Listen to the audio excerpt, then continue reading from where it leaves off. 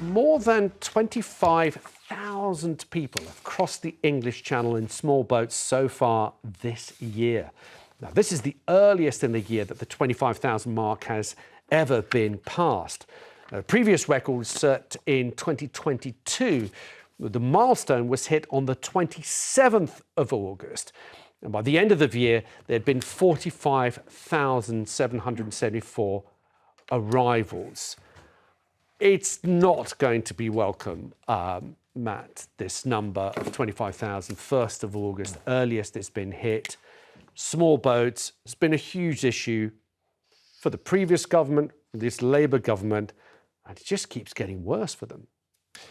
It's not a good story if you are a British Prime Minister. If we remember, Rishi Sunak led us to believe he was going to stop the boats, and his total failure to do so, I think, was part of the reason the Conservatives suffered such a record-breaking defeat last year. Keir Starmer has told us that he is going to smash the gangs almost as often as he's told us, or did tell us, that he was the son of a toolmaker.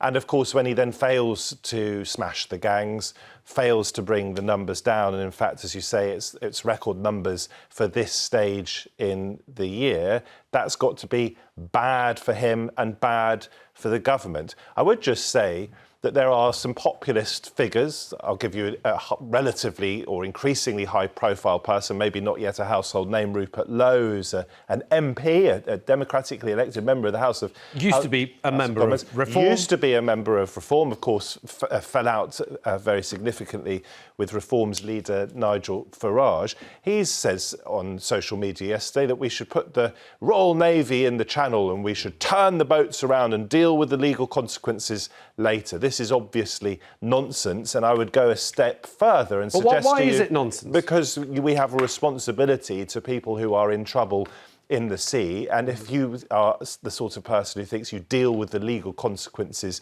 later, then you are a deeply irresponsible figure. And I would go a step further and to say that Rupert Lowe's former party, Reform, led, as I say, obviously by Nigel Farage, I don't think if they were to become the government in 4 years' time, or lead a government in 4 years' time, that they will stop the boats either. I am stumped on how we stop them. What I'm not stumped on is that it is a very big problem for whoever happens to be in number 10 at the moment. Dawn, it's not great news for the government. Are there hopes, I'm sure there are hopes within number 10 that, for example, there's this new deal with France, the one in, one out deal that they've tried to do. This could make a difference, new rules that French police now are able to take. So, for example, they can wade into the water and stop boats that are within a certain amount of meters from the shoreline. We even saw footage of some of them actually puncturing some of the boats. One boat. But if those rules are changing, I guess what I'm trying to ask is, even though they've been in power for a year, are there steps that they've taken already that we might see the results bring those numbers down? You can only hope that is the case. So that's what's happening in number 10. I'm not holding my breath on it. I mean, we have already given £750 million to the French to...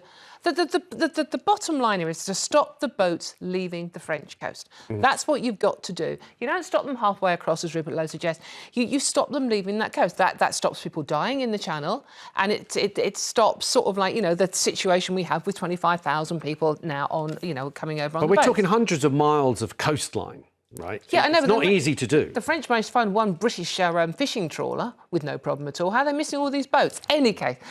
We've tried smashing the gangs. We've tried freezing bank accounts, although the government were a bit iffy about how they freeze a bank account in Beirut. They didn't explain how they were going to do that. And then the other week, Alexis, we had this new idea where they were talking about making it illegal to overcrowd the boats. Hello? It's illegal to cross the Channel in the first place. It doesn't matter how many people are on the boat, to protect all the women and children. Well, there's not a lot of women and children in the first place. And then the other great one this week, wasn't there? We are announcing an elite force drawn from officers across the police force around the country to not tackle the crime that these illegal migrants cause, but to tackle our social media posts about the situation on illegal migrants crossing the Channel. They're But just sorry, just have to push back on that. No, you can't interrupt me. Sorry.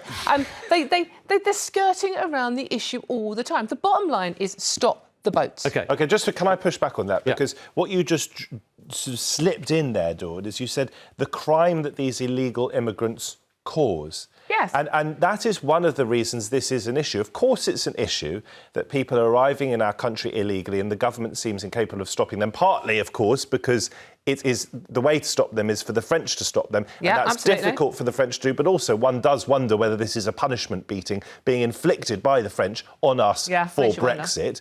But this idea that these people cause crime, of course, some of them will be criminals. You get criminals everywhere you go where there are human beings. But the reason this is such a toxic issue in this country, apart from the sheer numbers, the fact of it, is that elements in the right-wing media want to convince us that all of these people, these military-age men as they are described, are a threat to us. All right. And that is really dangerous talk. They are a threat to women and girls. Yes, they are. The criminals amongst them are, yes. Men are a threat to women and girls. I'm going to pause it there because we want to start our first debate as well. But just a reminder that with the numbers that we're talking about, small boat arrivals, make 3 to 4% of the entire number, the migration numbers that we have. It's very visible. It's very visible. It's hugely visible. Yeah. It's very upsetting to a lot of people. But in the grand scheme of migration numbers, which are too it's high about as well. 3 to 4%. Which are too high. They're coming down. Legal migration is too high. Exactly. Coming down just to put them into context as well. Look,